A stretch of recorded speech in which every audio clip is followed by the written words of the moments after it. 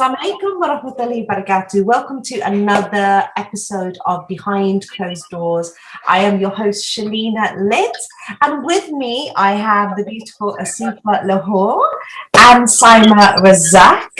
Now, both of you are known in Birmingham, in particular communities, but I will give you the honor of introducing yourself. Thank you so much for coming, both of you. So, A for Asifa, let's go. Please introduce yourself. Thank you so much for having us, Shalina. Assalamu alaikum. So I'm Asifa Lahore. I'm known commonly as Britain's first out Muslim drag queen. I perform up and down the country, in the UK and abroad as well when there's not a pandemic. And I'm very outspoken about supporting, LGBT plus Muslims. Thank you. And Saima, can you just introduce yourself? So yeah, my name's Saima. I'm from Birmingham and I have my own business. And also I was the first queer Muslim woman to lead a Pride event in Birmingham, and that was as a direct response to some people in our community that were protesting outside schools. Okay. Now, Asifa, I feel like I should, ask you also what that meant to you, because obviously what Saima did, for I understand, is a really big thing for the gay community. So how was that for you? It was a really big deal. So a person from a Muslim background or Muslim heritage has never led a Pride march in the UK as far as I'm aware in its history. And Saima and, a group of LGBT plus Muslims led the Birmingham Pride March. Was it in 2019 or was it in 2018? I can't quite remember, Saima. Yeah, it was 2019 and Kakan Qureshi was at the front as well. Yes, so it was a massive deal because something like that has never happened in the UK before. And, I think LGBT Muslims have had such a hard time raising their voice in the UK within the mainstream white LGBT plus community. So that for me personally, on a personal note, I thought that was quite a remarkable and quite a massive achievement for LGBT Muslims to lead a Pride parade in Birmingham. It was a really big deal and a really proud moment, and well done Saima, Kakan and everyone else for achieving that. So, behind closed doors, it's all about talking about things that we don't usually talk about, and I think this is a topic that we definitely don't talk about enough.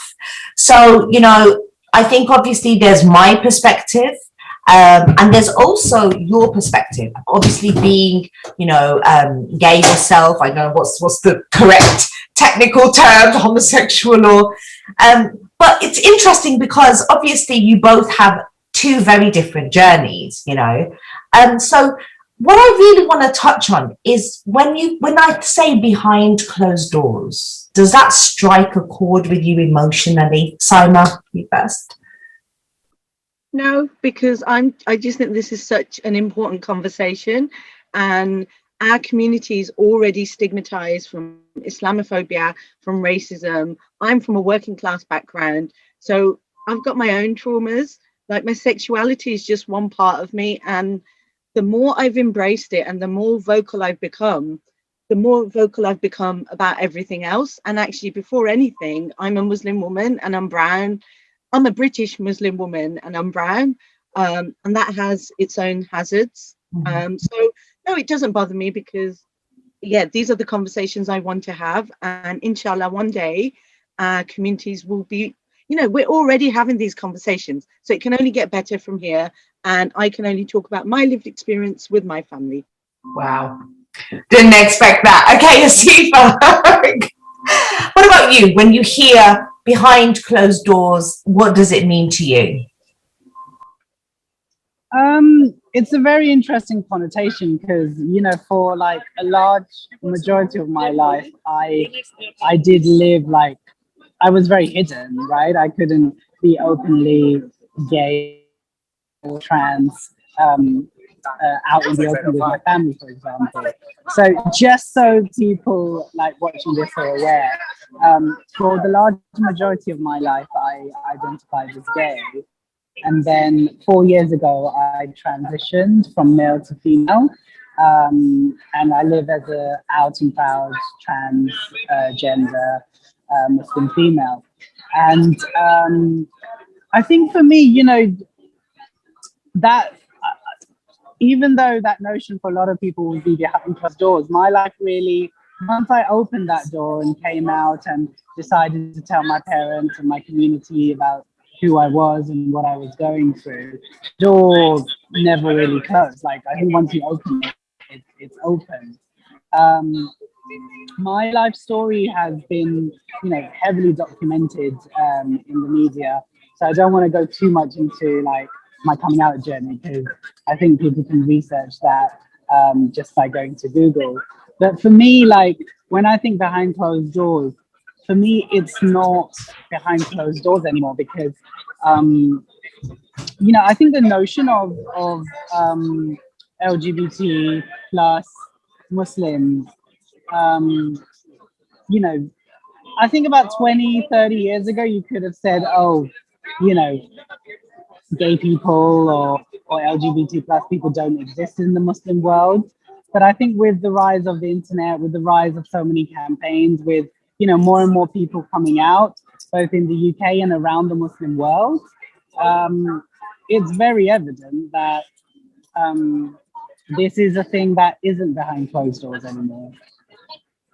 Wow, that's amazing. And I think the contrast, you know, Saima, you were just like, behind closed doors, that don't mean anything to me, okay? It's really interesting because on the one hand, I wonder, you know, what shaped you, Saima, to be so bold about a subject, you know, from my community that you are so scolded for actually even, you know, how dare you? What? You want to walk around? Like, you want to say you're gay and you ain't ashamed of you? Shut up, Nancy! you know? So I just wonder, what do you think has contributed to that for you? So for me, you know, all the traumas of migration that my family suffered coming to Britain. My dad was a banker in Pakistan. He came here and was cutting foam in a factory, and it basically destroyed his life. And nobody really talks about the dark side of migration. And I think my dad's story is really important, but all the trauma I've had to go through to just, so my mum was a child bride. Sorry, I didn't say that. My mum was also a child bride and married at 14. So dealing with both of those narratives and coming to terms with the fact that I'm the product of that, and I'm the product of all the injustices both my parents have faced. When it came to my sexuality, it really wasn't a big thing. And when you've dealt with so much, then actually that's why I try and have these conversations with our community. When we deal with so much and we've got so much Islamophobia, we've got so much racism, actually this isn't the thing that we should be shouting about. It's the Islamophobia and the racism. And, you know, when we look at the Quran, you know, we read the Quran, but then we should talk about it and talk about the meaning. I went to mosque and I was taught the Arabic, but what did that teach me? Nothing. So as an adult, you read what you can understand in English. So I think there's lots and lots of conversations and debates that need to be had, but I am as strong as I am because of the people who brought me up. So my grandparents, my mum's siblings, so my aunties, and I've got one uncle. They're all just amazing. And even when they may have struggled and not understood things, I know they're never going to hate me, and they're trying to understand, but I know they get it now. So it's absolutely, and I am the way I am. So they know they can't stop me. Like I just am the way I am. Wow, Simon.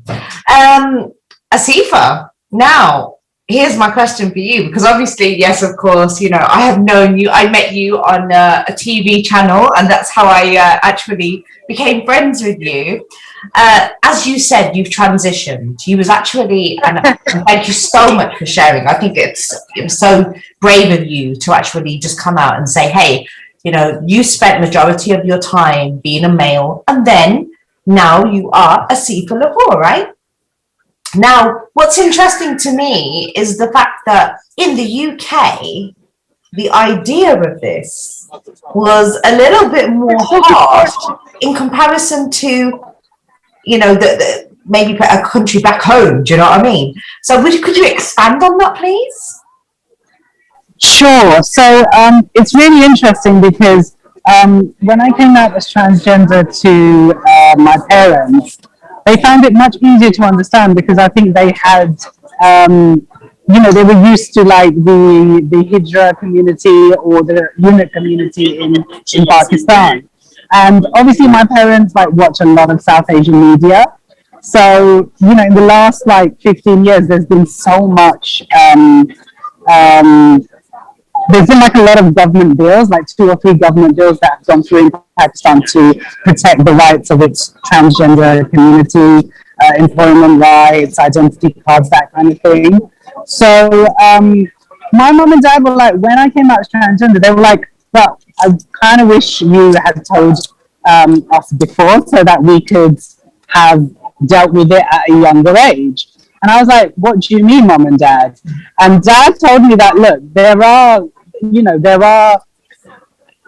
don't assume that there aren't any like transgender people in families in Pakistan. Like when they're younger, they might have a son, and the son will disappear and then return as a daughter like a year or 2 later. These kind of things do happen, and we understand.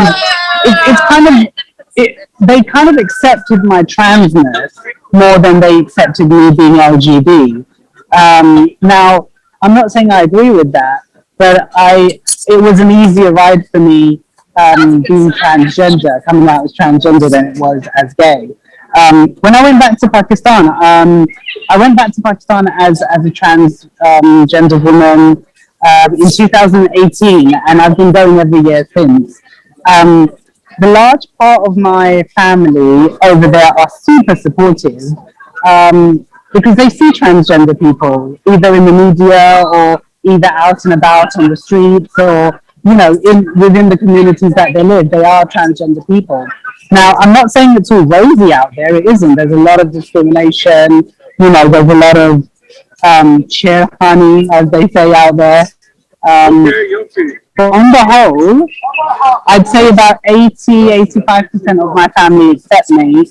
And yes, there are like the ultra orthodox side of the family, about 10%, 15% that we don't get invited to certain weddings. We don't get invited to, I don't know, Davats or things like that.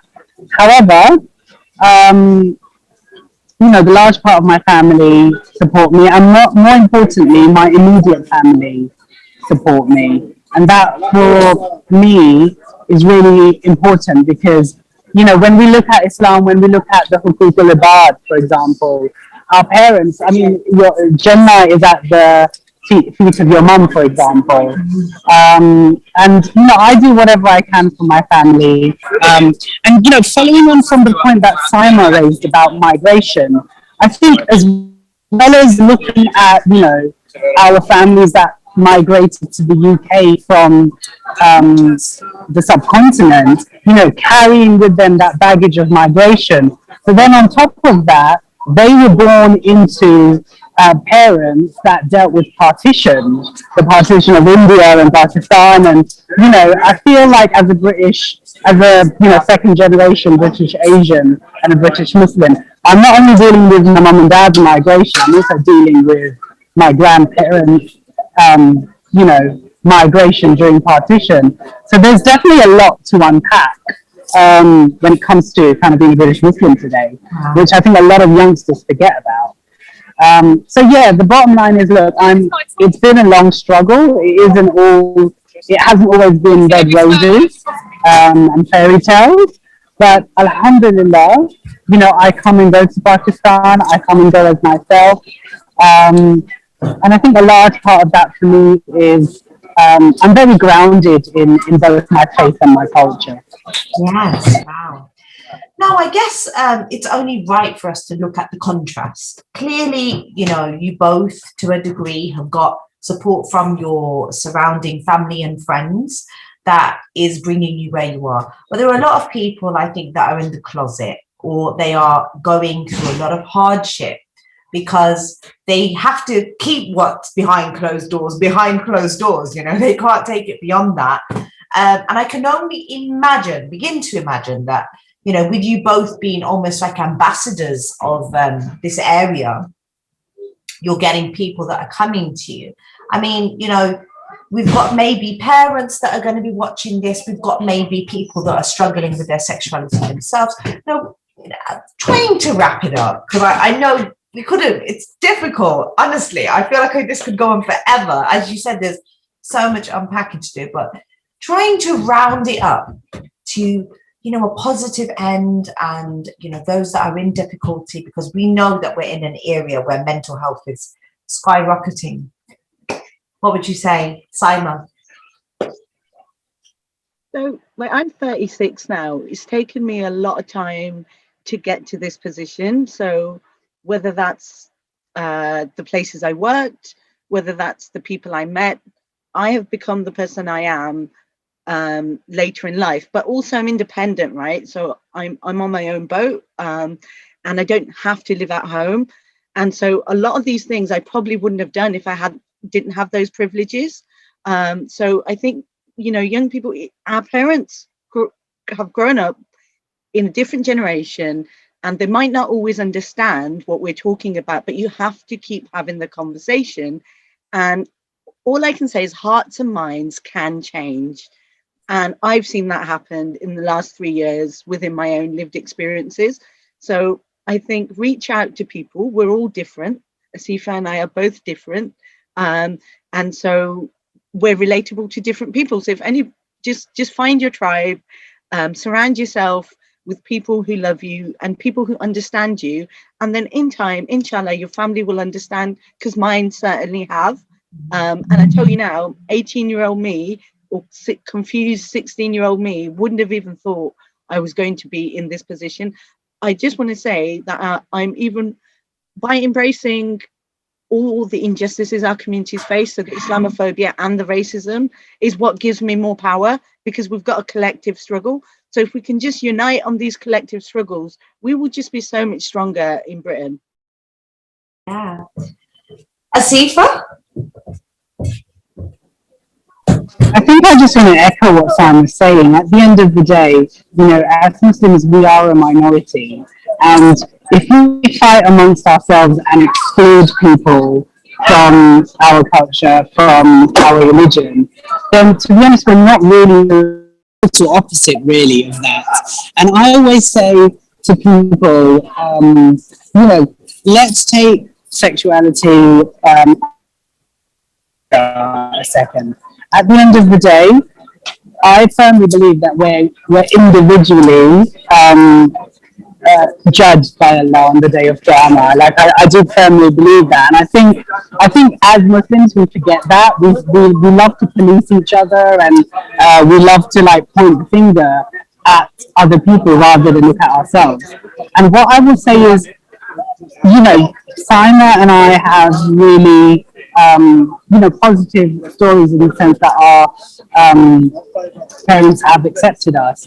Now, yes, there are many LGBT Muslims in the UK that either, you know, don't come out because it does no harm than good, or, you know, aren't in a position to come out, or financially aren't stable, or, you know, some are stuck in lavender marriages, for example, where they're living double lives. And look, I'm not here to point the finger or point the blame at anyone, but, you know, with mental health cases rising in the LGBT community, and then when you take on your race and your religion and have all these things in front of you, of course, mental health issues are going to rise. So I would just say, look, as a human being, as a person of Allah, just find your humanity and support those people that are in need, regardless of what they're bringing to the table. I think as human beings, and with this being recorded during Ramadan as well, and I just feel like in such a reflective mood that regardless of what we believe, I think we mustn't forget our humanity, and that for me is key at this point. Yeah, I mean, that's definitely something that I think I reflect on as a Muslim, right? Because there are days when I don't pray 5 times a day, right? But one of you two might actually, wake up and be praying 5 times a day, do your night prayer, read more Quran than me, give more charity than me. Who am I?